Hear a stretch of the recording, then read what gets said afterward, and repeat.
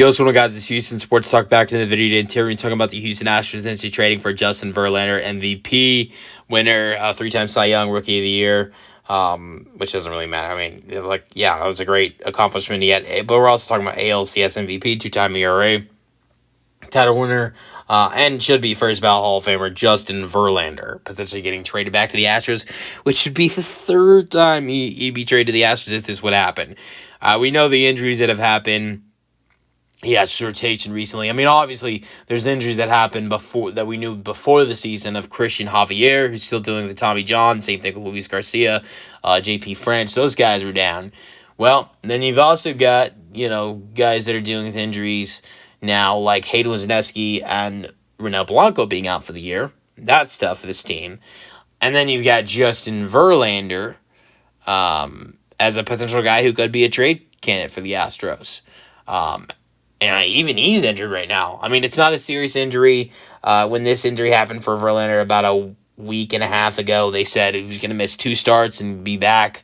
Now, if that was the Astros saying that, I wouldn't believe it. But I don't think the Giants organization is going to lie like the Astros have had in the past with, the Kyle Tucker thing and so many other things for the Astros, medical. I know a lot of Astros fans are really fed up with what they've done with some of these injuries, but we got to move on from that. And Justin Verlander could be an option for this Astros team to go look at the deadline to potentially add in.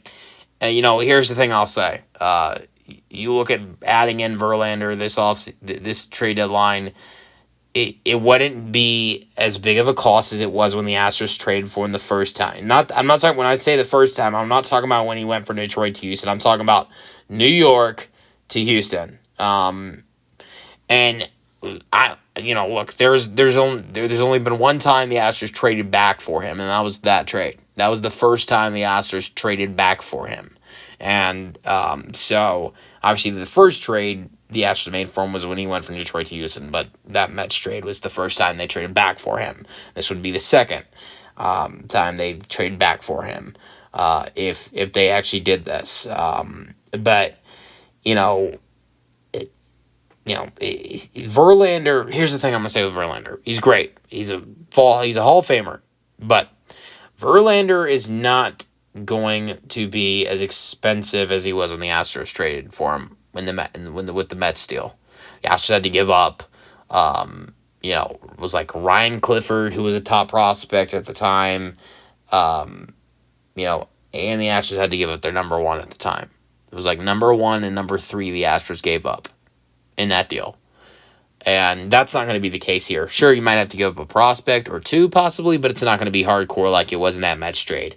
Verlander, that year with the Mets was pitching lights out. Had a 3.15 ERA in 16 starts. They just give him a big deal. He had another year left on his deal after that. With Justin in this case, he's a free agent after this year. There's no additional year. And Verlander, he's pitched solid this year, but he has not pitched as good as he was pitching for the Mets before they traded him in 2023. 4.33 ERA this year in 10 starts, 52 innings. But you know what? Honestly, even though Verlander's had some struggles this year, I still view him as a better option coming in for this Astros team than potentially like some of these other guys right now that have had some struggles, like Colton Gordon or Ryan Gusto.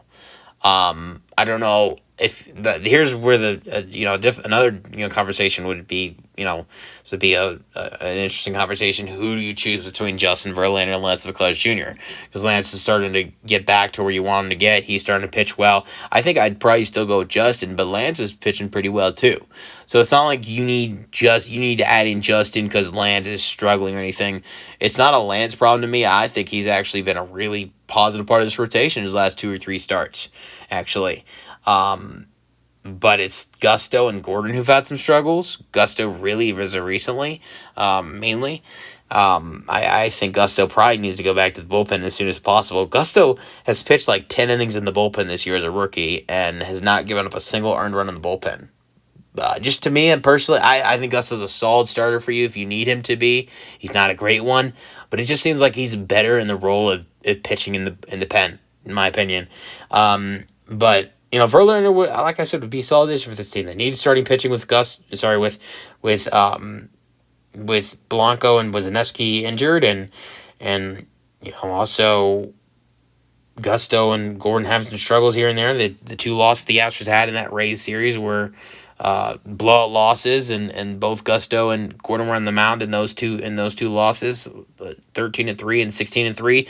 You look at the games, and then you also look at the games where the Astros had their aces on the mound, and Hunter Brown and Framber Valdez. How many runs did the Rays score? 1 in 2 games. So that's a big difference. So the Astros were really hurt by the poor pitching of Gusto and Gordon. And look, it's not like they were all of that had to do with those losses. But here's the problem. I think this is a big problem. This is an underrated problem of it. When they go short outings, it gives you it puts you to the point where you have to use your bullpen more. Like the other night, Ryan Gusto only went 3 2/3. That means you've got to use your bullpen more. You've got to give your bullpen a longer day.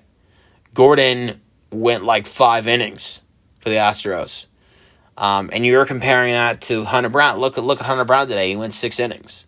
He was able to go 6 innings. So you add in Justin, you add in a guy that can go 6 innings more. The Astros don't right now. The Astros don't have a guy, in my opinion, outside of Framber and Hunter Brown in the starting pitching rotation. Maybe you could add on Lance, but even Lance before his last start was not able to go 6 innings. And Hunter and Framber have been the only guys to do that are in the active rotation. Lance did in his last start. I'd like to see him do it again. But Gusto and Gordon have short outings, and I think that hurts the bullpen. But Verlander is a guy that you could count on to potentially go 6 innings potentially, or anybody else you might add in. So let me know your thoughts on the potential trade for the Astros. It'd be crazy to see them trade for. Here's why I say I don't think it happens. I think it's a big reason why. The Giants are actually in contention for their division as right now. They're 7 games over.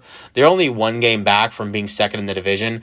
They're only 3 games back from being number 1 in the division, and that's chasing down one of the best teams in baseball in the Dodgers. So they are in no position to want to trade away one of their good players.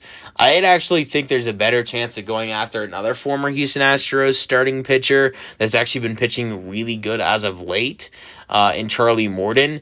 Since the Orioles are sellers, I think that's a more realistic option if we're talking about potentially trading for a former Astros starter, as Morton seems like a more realistic option than Verlander, and a cheaper one. Let me know your thoughts on the Astros potentially trading back for Verlander another time. That's a video. If you guys enjoyed it, and peace out.